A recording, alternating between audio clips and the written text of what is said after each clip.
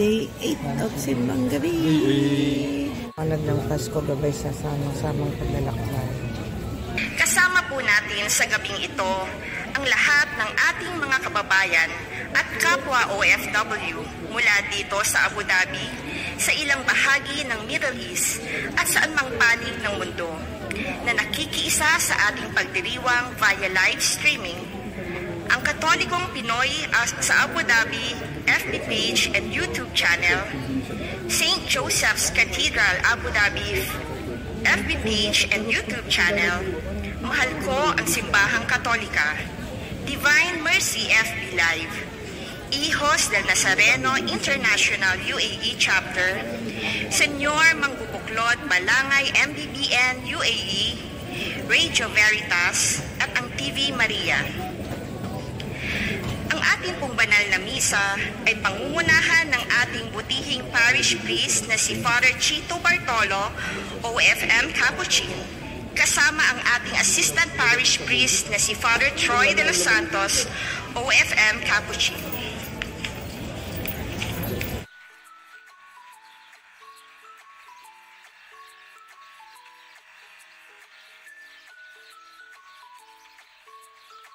Mula ng ating pagdiriwang. Bahay din sa pati. Anton, mabuhay na walang lakas. Iba nakabibili sa kaya sa wala nila, outlet nila. At least maganda sa iyo, paano pag nasa labas ka? Pinaano mo.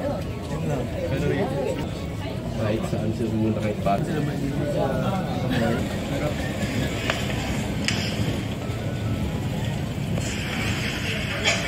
Mute pala yung napindot ko. Magandang gabi po sa inyong lahat. Magandang gabi, Father G. Mga kapatid, bago po tayo magsimula nitong ating pagdiriwang ng simbang gabi. Sa pagkaalam ko, ikawalong gabi po natin sa gabing ito. Kaya ang sabi nga nila, ang tao daw na malimit makipag-usap sa Diyos sa pamamagitan ng panalangin, di kalaunan ay nagkakaamoy Diyos. Pwede ho bang pakicheck nyo yung katabi nyo kasi 8 gabi na po. Pakiamuin nyo naman yung katabi nyo kung amoy Diyos. Hindi nyo kaya yung amoy. Nagsakripisyo po yan. Hindi sanay kasing maligo pero nagsimbang gabi. Taglay po ang sigla at saya, simulan na po natin ang ating pagdiriwang ng banal na misa. Sa ngalan ng Ama, at ng Anak, at ng Espiritu Santo. Amen. Sumainyo ang Panginoon. At sumaiyo rin. Patuloy po tayong lumalapit sa Diyos. Idinudulog sa Kanya ang ating mga pakikiusap, ang ating mga panalangin, ganoon na rin po ang ating pasasalamat. At alam po natin na ang Diyos natin ay hindi pabaya. Laging nagbibigay, laging nandyan para sa atin. Sinisikap lagi na makarating sa atin, masamahan lang tayo, may balam lang sa atin na ang Diyos natin ay kapiling lagi natin. Kaya sa pagkakataong ito, muli po nating ihanda ang ating mga sarili upang lubusang tanggapin ang ating Panginoong Diyos sa anyo ng tinapay at alak sa loob ng misang ito. At sama-sama ho tayo ngayong humingi ng awa at patawad sa ating Panginoong Diyos. Inaamin ko Sa makapangyarihang Diyos at sa inyo mga kapatid, na lubha akong nagkasala sa isip, sa salita, sa gawa at sa aking pagkukulang. Kaya isinasamo ko sa mahal na Birheng Maria, sa lahat ng mga anghel at mga banal, at sa inyong mga kapatid, na ako'y panalangin sa Panginoong ating Diyos. Kaawaan po tayo na makapangyarihang Diyos, patawarin po tayo sa ating mga kasalanan at patnubayan po tayo sa buhay na walang hanggan. Amen.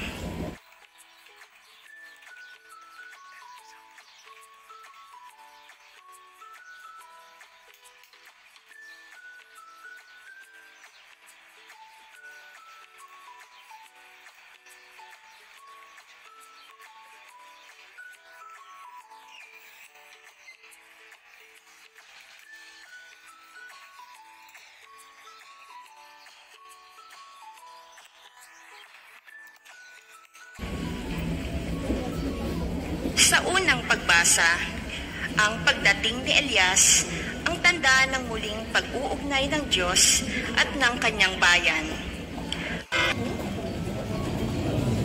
Sumainyo ang Panginoon. At sumaiyo rin. Ang mabuting balita ng Panginoon ayon kay San Lucas. Papuri sa iyo, Panginoon. Dumating ang oras ng panganganak ni Elizabeth at nagluwal siya ng isang sanggol na lalaki. Nabalitaan ng kanyang mga kapitbahay at mga kamag-anak na siya'y pinagpala ng Panginoon at nakigalak sila sa kanya. Nang ikawanong araw, dumalo sila sa pagtutuli ng sanggol. Zacarias sana ang ipangangalan sa kanya gaya ng kanyang ama. Ngunit sinabi ng kanyang ina, hindi, Juan ang ipangangalan sa kanya. Subalit wala isa man sa inyong mga kamag-anak ang may ganyang pangalan, wika nila. Kaya hinudyatan nila ang kanyang ama at itinanong kung ano ang ibig niyang itawag sa sanggol. Humingi siya ng masusulatan at sumulat ng ganito, Juan ang kanyang pangalan. At namangha silang lahat. Pagtakay, nakapagsalita siya at nagpuri sa Diyos. Natakot ang lahat ng kanilang kapitbahay, ano pat naging usap-usapan sa buong kaburulan ng Judea ang mga bagay na ito. Pinakaisip-isip ito ng lahat ng nakaalam at ang kanilang tanong, magiging ano nga kaya ang batang ito? Sapagkat maliwanag na sumasa kanya ang Panginoon. Mga kapatid, ang mabuting balita ng Panginoon. Pinupuri ka namin, Panginoong Hesukristo. Tayo po ay magsiupo.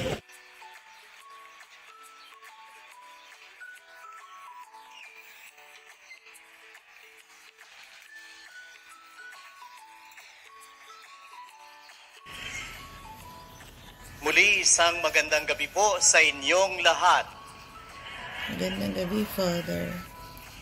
Mukhang pagkatapos ng 8 gabing, mukhang pagod na kayo. Isang magandang gabi po sa inyong lahat. Mukhang masigla pa. Good evening, Father. Ika-8 gabi. Malamang sa ika-8 gabi, kakilala mo na yung katabi mo. Malamang sa ika-8 gabi, ka-close mo na yung tinabihan mo. Okay.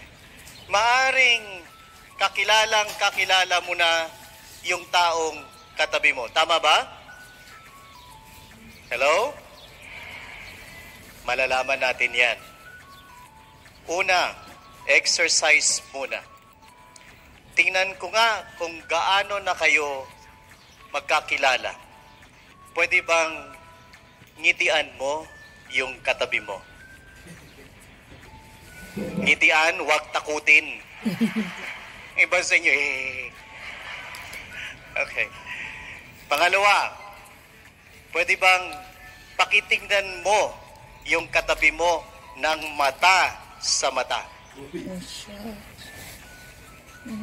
Palagay ko, tuwang-tuwa yung nanliligaw ngayon. Lord, salamat. Ika-8 gabi, pagkakataon ko na to. Okay. Panghuli, susubukan natin kung gaano kayo magkakilala at kung close na nga kayo. Pwede bang harapin nyo yung katabi nyo? At ngayon, maghingahan kayo. Malamang hindi nyo gagawin yon. Kasi yung iba sa inyo, kumain muna bago pumunta rito. May tinga-tinga pa. Mga kapatid, sa ika-8 gabi po ng ating simbang gabi, nais ko lang dalhin kayo sa isang pagmumuni-muni tungkol sa misyon ng isang bata na inibigay ng Diyos sa kanya. Alam nyo, bawat magulang mayroong kanya-kanyang pangarap para sa kanilang mga anak.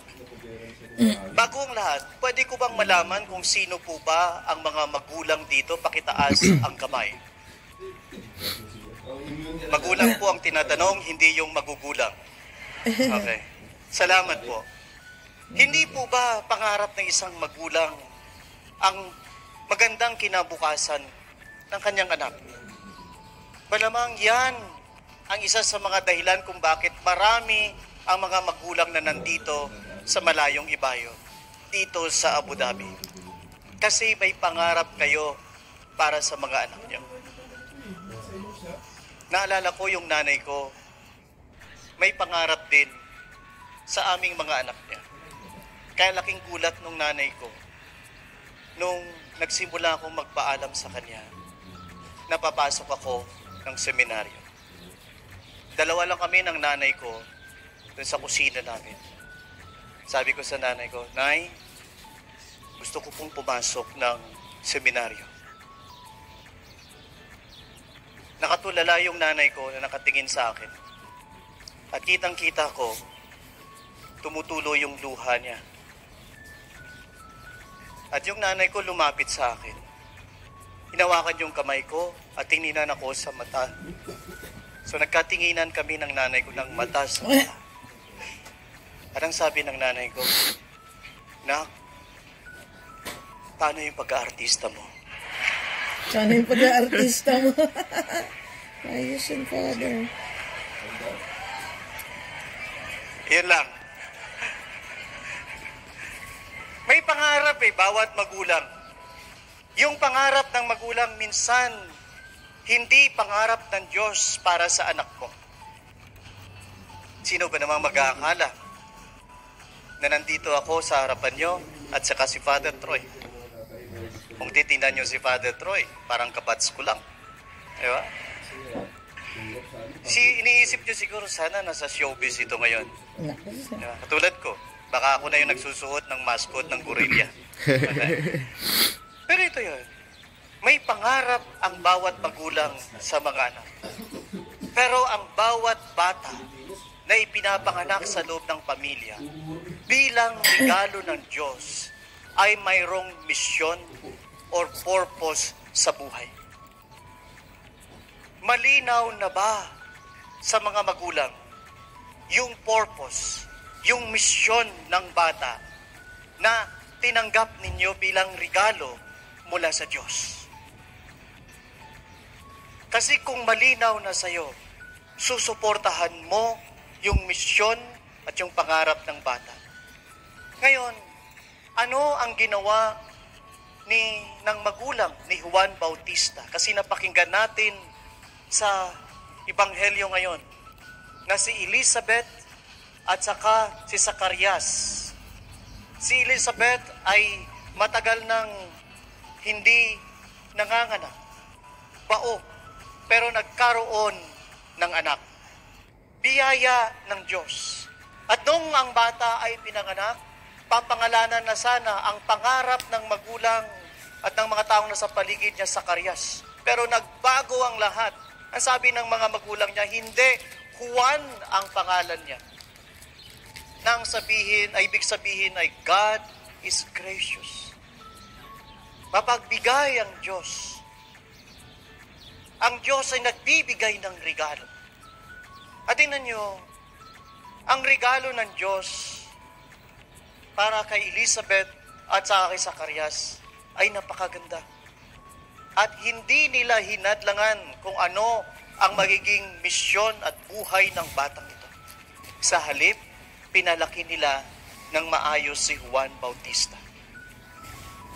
Mga kapatid, ito ngayon din ang nais kong ibahagi sa ating lahat. Bilang mabubuting magulang, dadagdagan ko, lahat kayo na nandirito na mga magulang ay mabubuting magulang. Pero mayroong isa pang requirement na napakahalaga. Mabuting katolikong magulang ka ba sa anak mo? Ano ba ang katangian ng isang mabuting Katolikong magulang?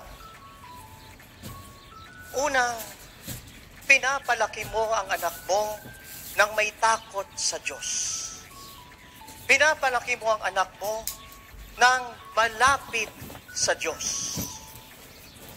Pinapalaki mo ang anak mo ayon sa pananampalatayang kung saan naglapit sa iyo sa Diyos. At yan ang pananampalatayang Katoliko.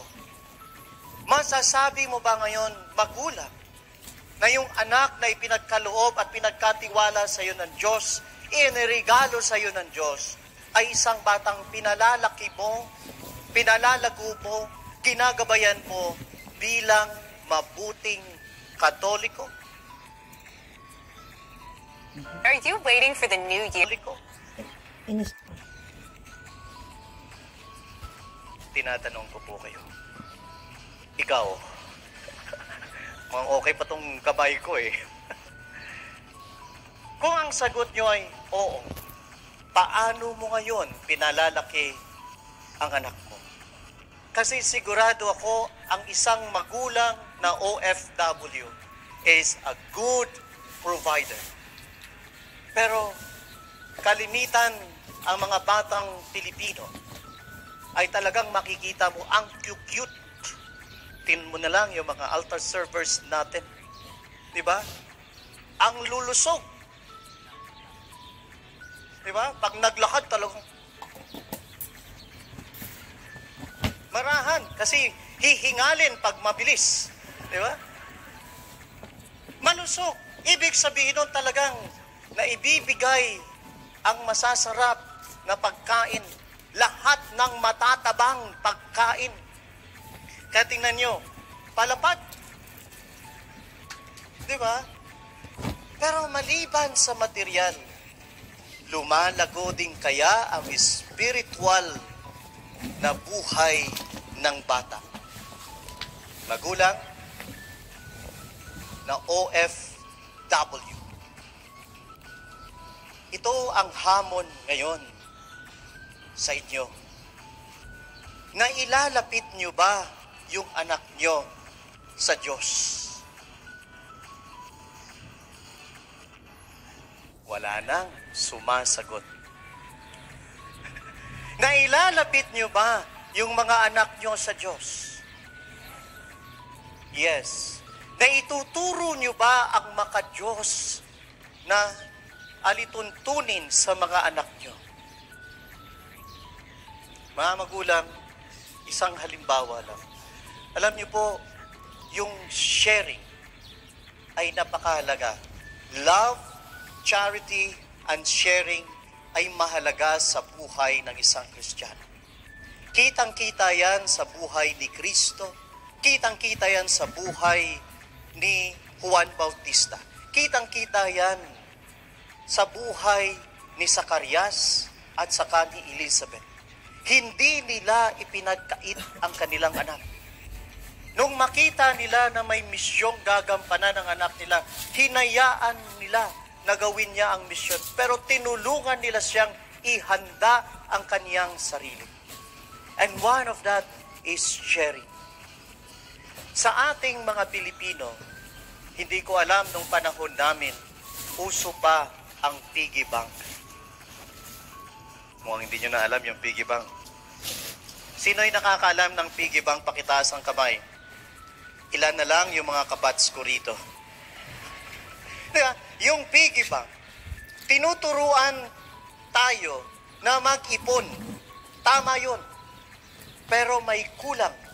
Ano ang kulang ng piggy bank? Tinuturuan na mag-ipon para sa sarili. Ang itinuturo sa atin ngayon ay ito, mag-ipon ka para tumulong din sa kapwa mo. Noong nasa Pilipinas pa ako, natutuwa ako.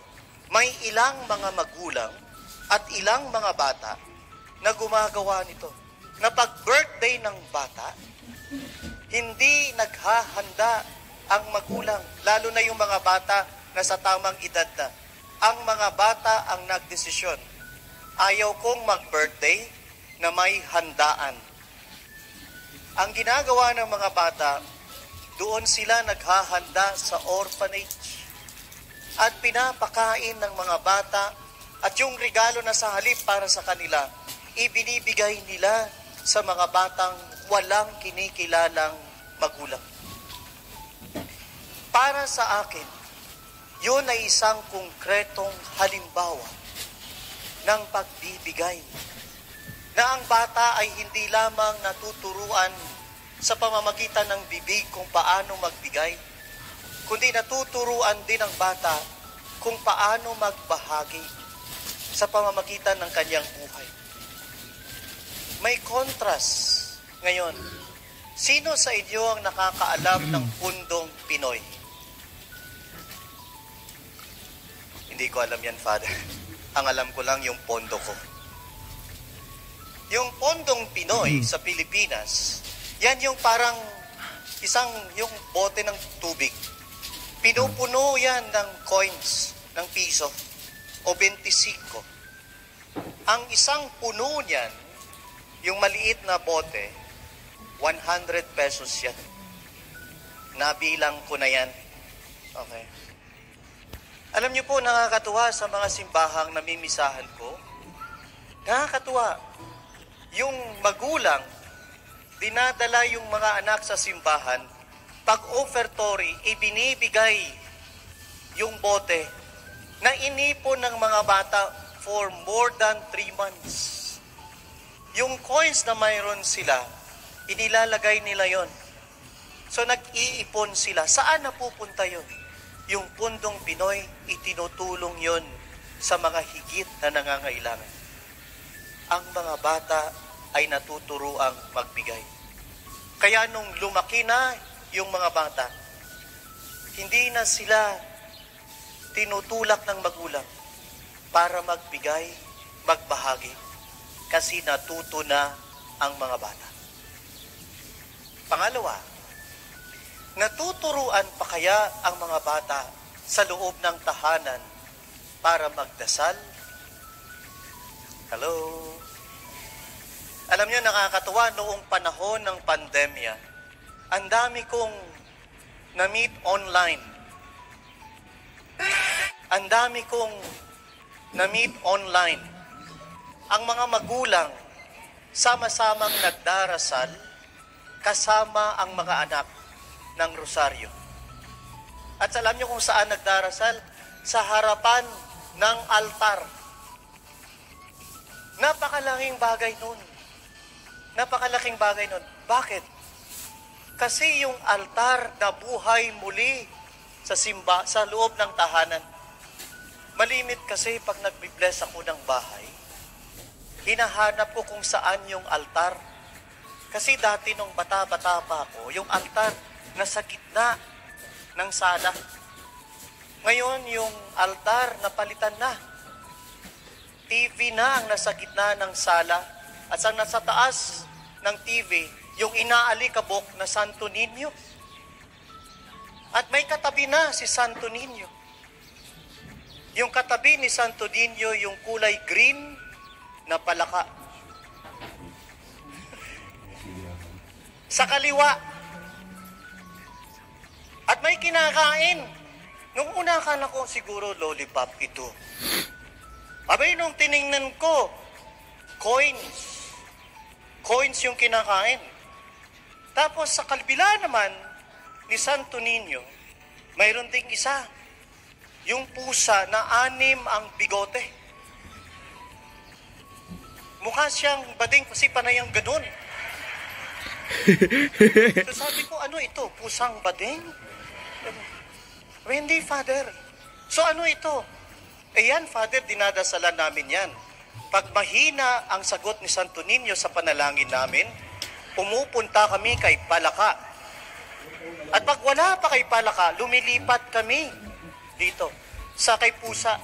At pag wala pa talaga, 3 na sila pinagsasanib namin. Ito ba ang naituturo sa mga bata? Diba? Ngayon, magulang, naituturo ba ang tamang pagdarasal sa mga bata? Kasi napakahalaga ho nito. ang batang hindi marunong magdasal, kalaunan ay mawawalan ng takot sa Diyos. At kapag ang bata ay hindi na marunong magdasal, mawawalan siya ng koneksyon sa Diyos. Alam mo yan dahil sa panahon na ikaw ay nangangailangan at higit nangangailangan, panalangin lang talaga ang tangi mong maaasahan. Nakailang sign of the cross ka nung natakot ka. Lord, Lord, nung pumasok ka ng gate, nakailang sign of the cross ka nung makita mo, Lord, anong mukha ito? Nung nakatabi mo lang, Lord, iligtas mo ako. Yan ay panalangin. Kung ang bata ay hindi natuturuang manalangin, paano na lang siya makakaroon ng maayos na koneksyon sa Diyos? Magulang, tanong ko, nagdarasal ka pa ba? Yes, Father. Tuwing maliligo at tuwing kakain. Nagdarasal. Alam niyo pag naliligo, no? Diba? Yung, ano mo na, tatabi. Father, Son, Spirit, tapos yun, diba?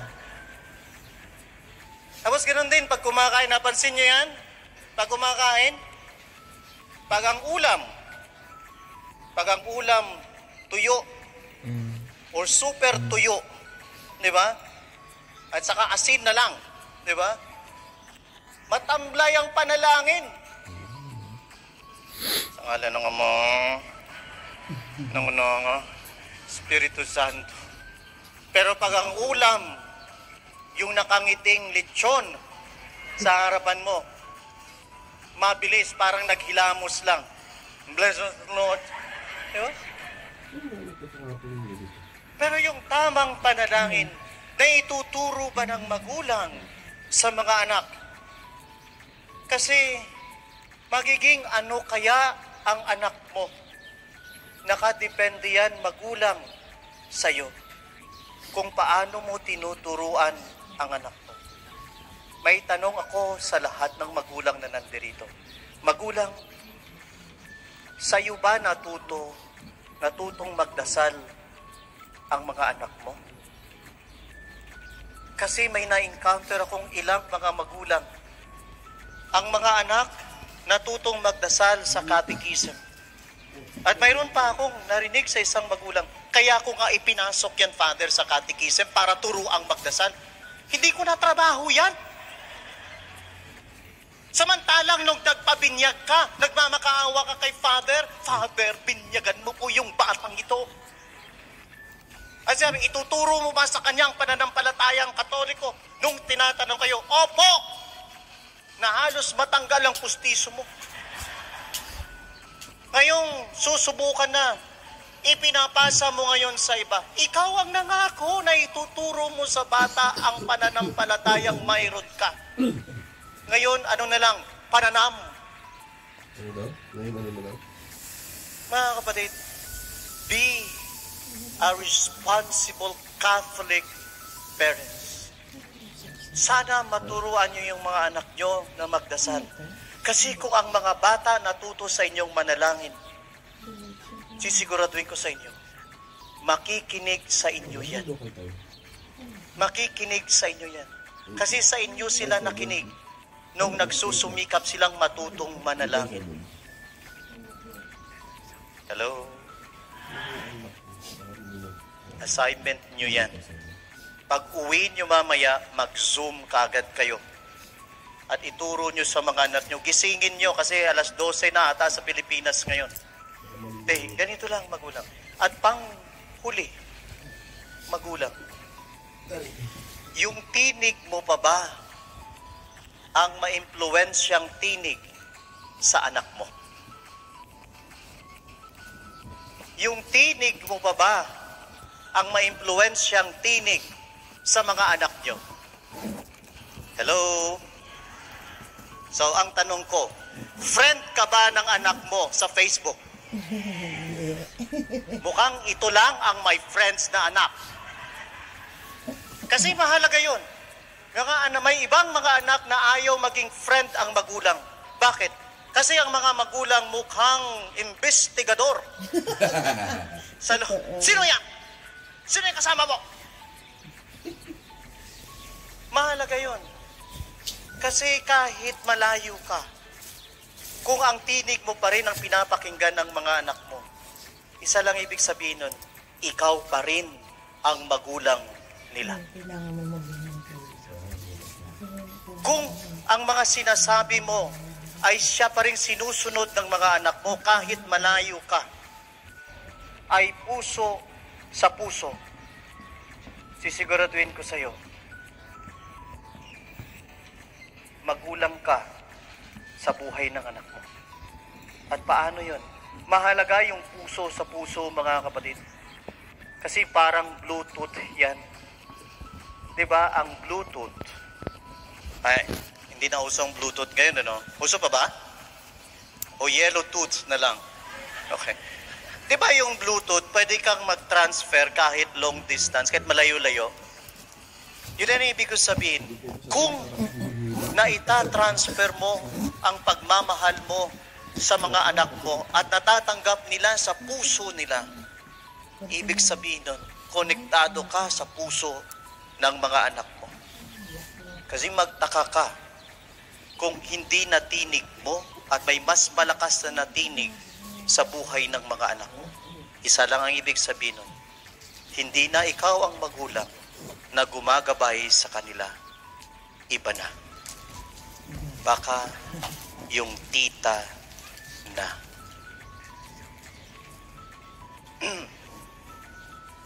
Tama ba? Magulang, alam ko na ang saya ng magulang ay ang tagumpay ng anak. Yan ang lagi kong nakikita sa isang buhay ng OFW. Na ang buhay ng magulang ay laging para sa anak. Ganun na lamang ang saya ng magulang na makita niya na masaya ang kaniyang mga anak. Kahit dito nagtitiis siya, makita lang niya na masaya ang mga anak niya, hihimlay siya sa gabi, kahit nakabuntong hininga, pero may ngiti sa kaniyang mga labi. Dahil alam niya, ang lahat ng pagod na to para sa pangarap ko sa mga anak ko. Anong tuwa na lang ng magulang nung napag-graduate niya ang anak niya? Nagpa-party ang magulang dito. Nung gumraduate yung anak niya sa kinder. Kinder pa lang yun, ha? Kinder pa lang yun. Pero yan ang tagumpay ng magulang. Magulang, isa lang ang hamon ng simbahan ngayon sa inyong lahat. Tulungan niyo kami na ituro ang pananampalatayang Katoliko sa mga anak ninyo. Tulungan niyo kami na palaguin ang kaluluwa ng mga anak ninyo. Na lumago nawa sila sa pananampalataya. Dahil kapag ang bata ay matatag ang pananampalataya, hindi mo kailangang bantayan yan 24/7. Dahil sisiguraduhin ko sa iyo, pangangalagaan niya ang sarili niya dahil may takot yan sa Diyos. Alert. Sana huwag niyong kakalimutan yan. Tumaba man ang katawan, sana tumaba din ang kaluluwa. At panghuli, kasi yung iba sa inyo pinapawisan na tulad ko, walang hangin ngayon, mukhang nasa ulo na natin.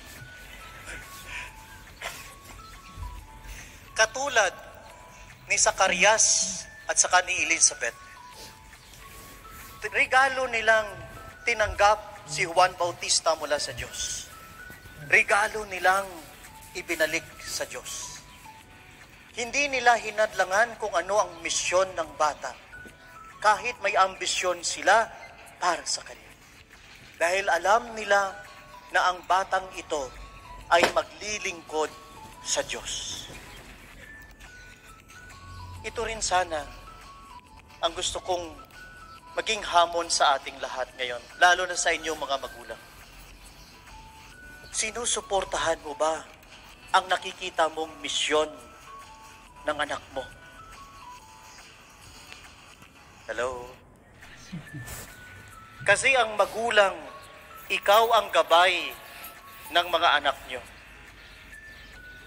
Ang suportang hinihiling nila, samahan niyo po ako na matupad ko ang mga ninanais ko sa buhay na sa tingin ko na siyang magpapasaya sa akin. Magulang, malinaw na ba sa'yo kung ano ang magpapasaya sa anak mo? Hello? Ang klase ng saya, pleasure or happiness? Susuportahan mo ba ang anak mo kung ito ay masaya sa pagsasyabu? Hindi. Susuportahan mo ang anak mo kung alam mo na ito ay makabubuti para sa kanya. At kung alam mong makabubuti, hindi mo hahadlangan. Minsan, masakit ito sa mga magulang. Sisikapin mo at titiisin na masasaktan ka. Magagalit ang anak mo kasi hindi mo ipinagkakaloob sa kanya yung gusto niya. Ikaw ba, papayagan mo ang anak mo na magsyabu? Siguro sabihin mo, nak, wag na syabu. Sa kilikili mo na lang ikaw. Mas malakas yan kaysa syabu. Hindi, di ba? Minsan, ang mga magulang hindi naintindihan ng mga anak. Kasi nga, strict ang mga magulang. Strict ka ba ang mga magulang? Strict nga siguro, walang sumagot eh. Strict nga ba ang mga magulang? Sa tingin ko, hindi. Halimbawa lang, ikaw yung magulang at yung anak mo gustong paglaruan yung matalas na kutsilyo. Okay? Parang samurai. Anino pa lang ng kutsilyo, nahihiwa na ang karne ng baboy. Ganon siya katalas. Gustong paglaruan ng anak mo na ang edad ay 3 years old. Kung ikaw yung magulang, ibibigay mo ba ang kutsilyo sa anak mo? Akala ko ba, mahal mo yung anak mo? Ay paano kung yung anak mo umiyak? Hindi na kita nanay, hindi na kita tatay. Isusumpa na kita. Ibibigay mo ba ang kutsilyo? Paano kung mag-inarte yung bata na kunwari ihimatin? Ibibigay mo ba ang kutsilyo? Abay, bakit? Ay, ginagamit mo rin yung kutsilyo.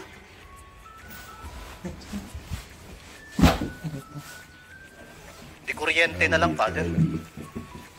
Hindi mo ibibigay. Bakit? Kasi kapag binigay mo, magiging masaya ang anak mo ng ilang segundo o ilang minuto.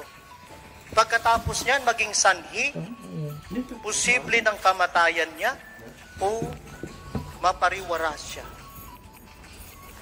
Kaya hindi mo ibibigay kahit iyakan ka niya, kahit magalit sa sayo. Yan ang pagiging mabuting magulang. Okay na masaktan ako sa kasalukuyan kaysa habang buhay na nakikita kong anak ko na nagdurusa. Kaya hindi mo maiwasan na ang mga magulang minsan napakahigpit. Ayaw paligawan yung mga anak. Yung mga anak, 60 years old na ngayon, hindi pa rin naliligawan. Kasi buhay pa ang mga magulang. Bakit ka walang asawa? Bakit? Maganda ka naman. Buhay pa yung nanay ko eh.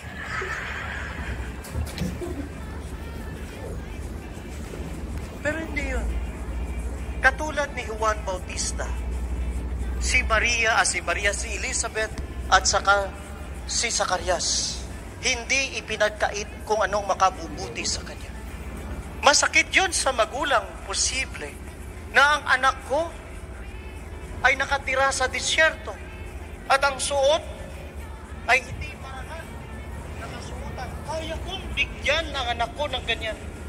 Pero yan ang buhay na nararapat para sa anak ko kasi may misyon siyang tutuparin. Kaya susuportahan. Hello? Kaya magulang, paalala ko, be a responsible Catholic parents sa mga anak niyo. Turuang magdasal, turuang mamuhay bilang mabuting Kristiyano na marunong magbahagi at makipagkapwa-tao.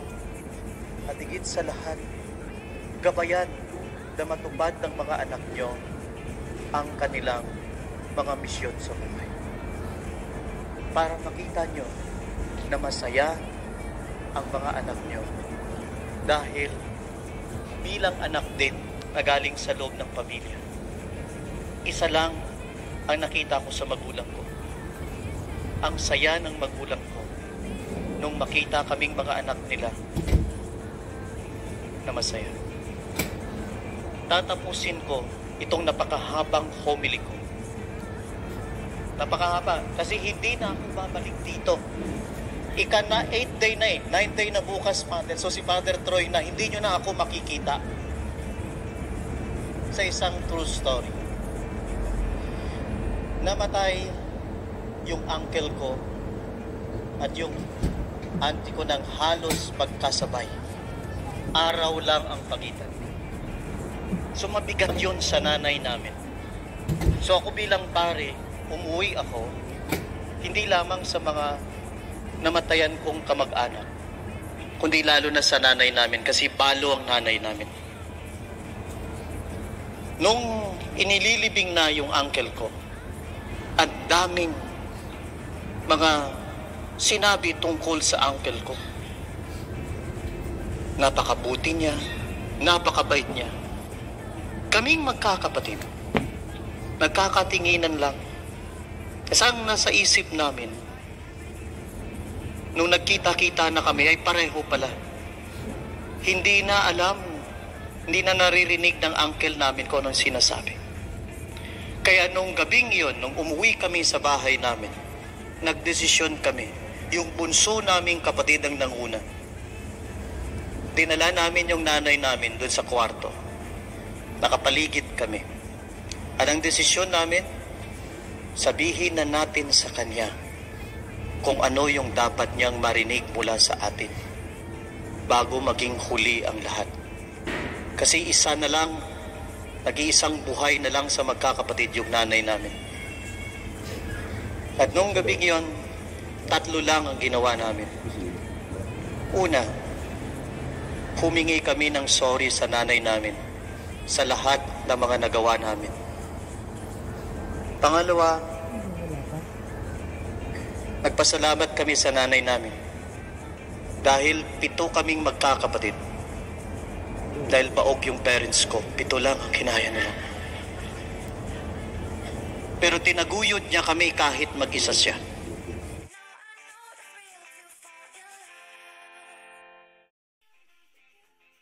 Pangatlo. Yun yung for the first time narinig ng nanay sa amin mula sa bibig naming mga anak, yung salitang I love you. Nung matapos na kaming lahat na magsalita, isa lang ang sinabi ng nanay ko, mga anak, pwede na akong mamatay sa gabing ito.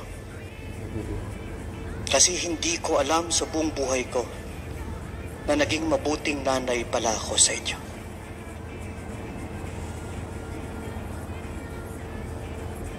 Alam nyo, corny ako dyan sa group hug na yan. Pero nung gabi na yon, niyakap namin ng sabay-sabay yung nanay namin. Muntik na ngang hindi makahinga. Ito lang gusto kong sabihin sa mga anak na nandirito na nakikinig sa akin. Please,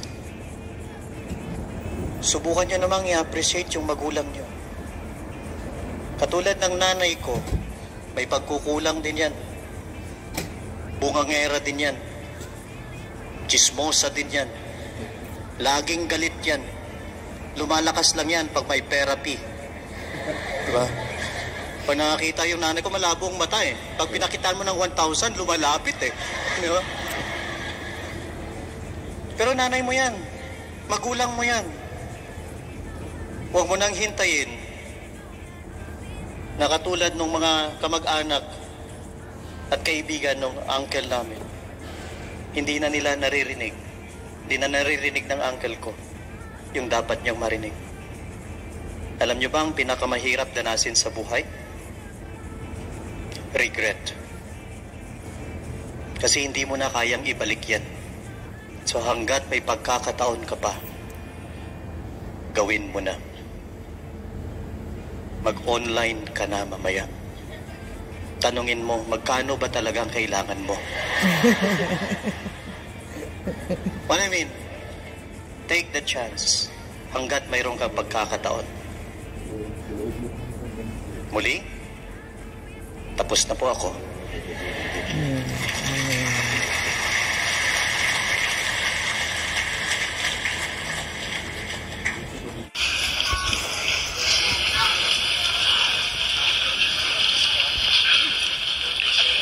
Habang papalapit ang ating pinakahihintay, dubulog tayo sa ating Ama upang tulungan niya tayong panatilihin ang ating mga pusong matagal nating sinikap, ihanda para sa kaniyang pagdating.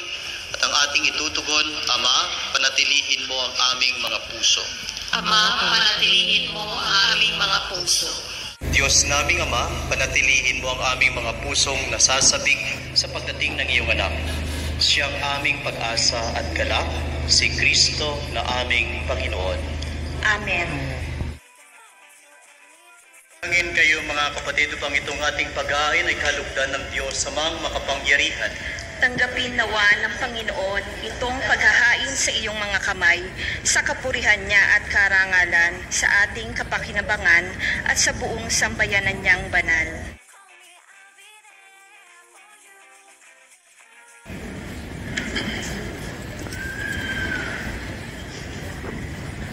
Sa pamamagitan ni Kristo, kasama niya at sa kanyang lahat ng parangal at papuri ay sa iyo. Diyos amang makapangyarihan, kasama ng Espiritu Santo, magpasa walang hanggan. Ngayon po ay sama-sama tayong manalangin sa ating Amang nasa langit. Ama naming Sumasalangit ka, sambahin ang ngalan mo, mapasa amin ang kaharian mo. Sundin ang loob mo dito sa lupa para ng sa langit. Bigyan mo kami ngayon ng aming kakanin sa araw-araw at patawarin mo kami sa aming mga sala para ng pagpapatawad namin sa nagkakasala sa amin. At huwag mo kaming ipahintulot sa tukso at iadya mo kami sa lahat ng masama. Inihilig na